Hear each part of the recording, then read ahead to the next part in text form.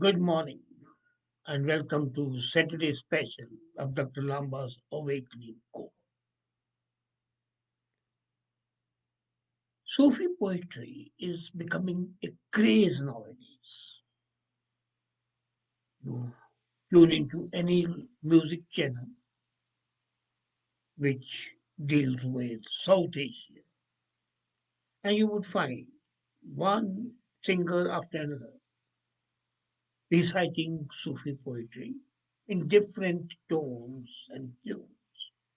It's become a craze, and Bulleh Shah leads in this. And most of the people think of Bulleh Shah. Another curious aspect of Sufi poetry is that it is basically a love between man and God, bypassing all prophets. And most of the Sufi poets were Muslims.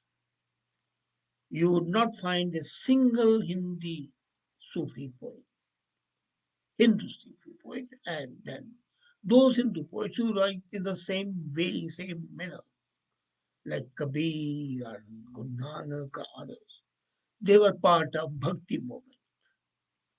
Same time, almost, but Sufism was basically a form of Islam, Shia Islamist. But then you would be amazed that there was one Hindu poet, and he, along with the Muslim poet, develops that relationship, which possibly bypass the relationship not between two human beings, but also between human beings and God. When I visited Pakistan during my visit, I had an opportunity, and that was visit to my birthplace, Lahore. I was persuaded to visit Shah Hussein's 16th century shrine in Bagbanpura, Lahore, and I was amazed that next to the grave of Shah Hussain was grave of Madhulal. Now, Madhulal, my hackles came up. What does it mean? How a Hindu is there and is buried because Hindus are supposed to be cremated. And then my curiosity was aroused. I saw both the graves were marked the same emblem. Actually, one emblem spread on both the graves, and it was written Sakhi Sarkar Madhu Lal Hussain. It's like a wife adopting the surname of the husband. So, Sakhi Sarkar Madhu Lal Hussain, as if Shah Hussain was husband of Madhu Lal. I was baffled at the sight. I had to halt. I had to contemplate over the rather odd finding. And then I remembered Shah Hussein's words, which he had uttered about the trials of love and separation. मन अटक्या बेपरवाह दे नाल उस दीन दूरी दे शाह दे नाल. My soul is entangled with the indifferent one, and the Lord of all things visible and invisible. The ways of the mind, the ways of the heart nobody knows. And this love between Madhu and Shah Hussain surpassed Shah Hussein's infatuation with God. But on second thought, I think about these verses might have been a double antenna encapsulating the love of two human beings, Madhulal and Shah Hussain. Now, here is a social norm. The sexual relationship between man and a Muslim man and a Hindu man is something unimaginable that there were two conflicting personalities, both socially and economically. One was extremely rich, socially acceptable, other belonged to the lower strata of life, but they combined into one singular being, defying all social stature and concern. And the emergence was of a single being, Madhu Lal Hussain. And when I was there, I heard a familiar verses being sung. My नी मैं किन्नू आका दर्द विछोड़दा दुखा दी रोटी सूलां दा सालन आहे ते बालन बाल दी. So, O my mother, whom shall I tell my torments of separation, the breath of despair and the curry of thorns, and that kindles the fire of crisis in me. I have wandered forests and the deserts, but not found that ruby stone. And that ruby stone basically refers to the love. Shah Hussain was possibly lamenting his mother's early demise. And these are heart-wrenching texts of Shah Hussain, who did not belong to the lineage of Prophet Muhammad. He was not a wealthy merchant. He was a low-caste Muslim weaver. But his name, Shah and Hussain, Shah referring to a ruler and Hussain the grandson of Prophet Muhammad. So the name signifies, and actually Shah Hussain had adopted this name later on, but he preferred to be called a fakir who did not like any worldly material possession. K. Hussain Fakir Namana, Thima Khak Dwaredi. Hussain says that I'm a dust on the doorway of God. But then, after spending years of learning the teachings of Quran, Shah Hussain realized that mere rituals do not reveal the true essence of God. And attaining a state of ecstasy was a lifelong pursuit of divine truth and could not be salvaged through a mullah's orthodoxy. Qazi, mullah, matti, dende. खरे सियाने राह दसेंदे इश्क दी लगे राह दे नाल. The judges and the clerks are full of advice. The righteous and the wise show you the path. But love needs no guidance. Now, here Shah Hussein's life took a turn when he came across a Brahmin Hindu boy. So a weaver of a low caste, a Brahmin of a much higher caste, Madhulal. He was stories that he was riding a horse from Chhatra, came across River Ravi. Shah Hussain followed the boy back to his town, and he was simply smitten by the boy. So the local people started referring to them as one, two in one. The bond between these two went so deep that you can't even imagine it. And as I said, Shah Hussain put his name after his beloved. And Madhu also adopted the name of Hussain and became Madhu Lal Hussain. Now, here it is. It's a I take it as a metaphor. The division between, the divide between the Muslims and the Hindus was possibly sought to be bridged. It negated all religious, all social institutions through their mode of life. They were living a life of rebels. Imagine in the Middle Ages, a couple living, leading a homosexual life in open defiance. Today, maybe people would not mind it. It's common. But at that time, flauntingly showing your sexual preference for him, same sex, and the punishment was death at that time. Even now, in Iran, is death. But they were living, and the people accepted it. Shah Hussain was living in the time of King Akbar, and the Mughal capital at that time was not Delhi, it was Lahore. Possibly people are not aware that between 1584 to 1599, the capital of India was not Delhi, it was Lahore.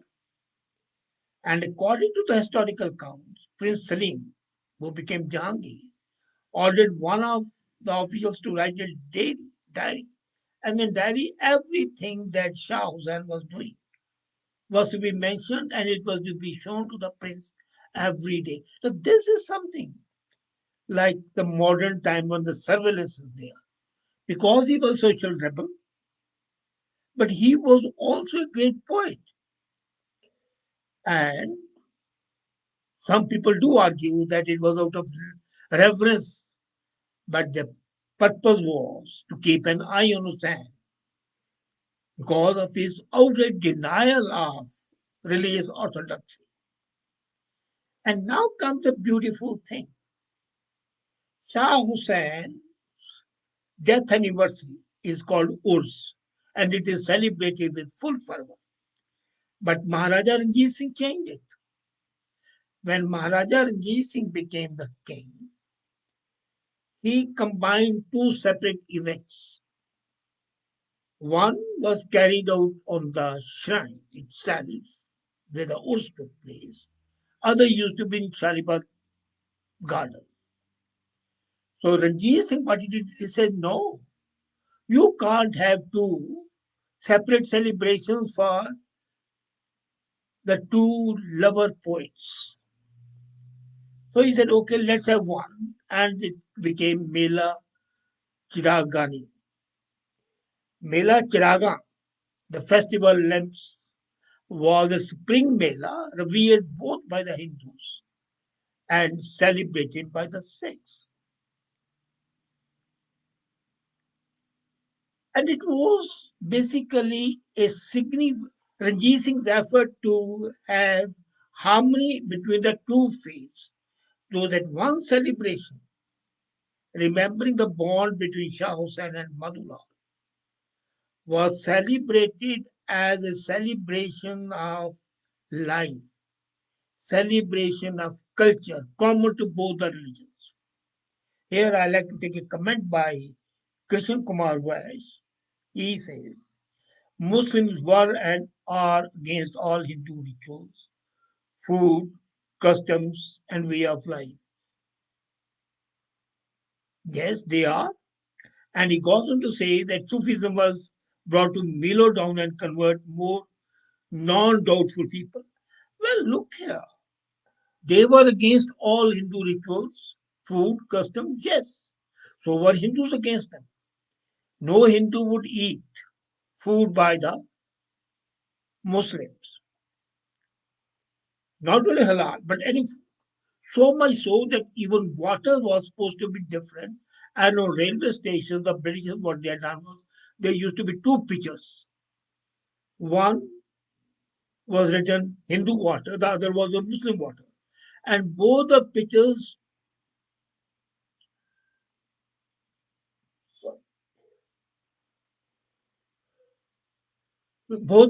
used to be filled from the same tap.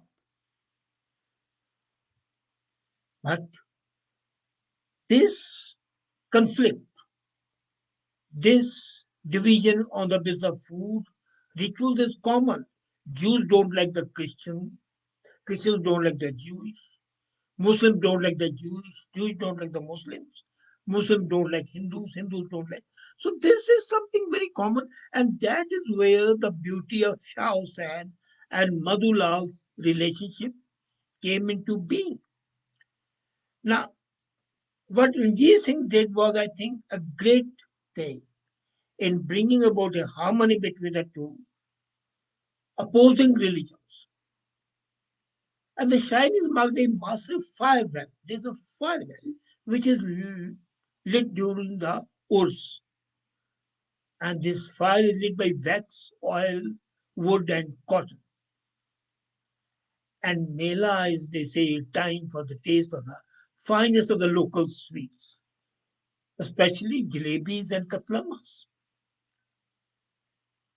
So, when these Mela is being celebrated, this is a celebration at two levels, at the human level and at the spiritual level. And the festival has been a continuous affair for centuries. During Ranjit Singh's period in the 18th century, he himself would start a procession from his palace without any shoes. Therefore, he would walk from his palace to the shrine. He was accompanied by thousands of Sikhs, Muslims, and Hindus. And Mela Chiraga, the festival of lamps, is even today regarded as the biggest festival in Lahore and is a symbol of love, devotion, harmony, and defiance of social customs. I think here the people who cry about love jihad need to learn a lesson. Now, the ground adjacent to the shrine is divided into different sections for Mela. Each section has a langar and some form of chiraga. And then the Mela holds immense significance for Lahoris. And teachings of Madhu Lal Hussain continue to spread through South Asia. And the last 4 decades, Shah Hussein's Kafi form of Punjabi poetry has become very popular. This poetry has 4 to 5 stanzas, and these Kafis have been popularized by diverse musicians and singers like Nusrat Fateh Ali Khan, Abida Parveen, Hamid Ali Bela, Noor Jahan, and you know. And then recalling the story of these two lovers, I realize the immense significance of this Sufi poet. His poetry on love and devotion speaks to the millions, but not a single word about his relationship with Madhula. And I feel that after partition,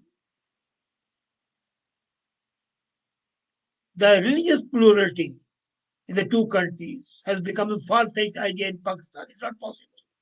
Pakistan is extremely fundamentalist today, but they celebrate this festival even now.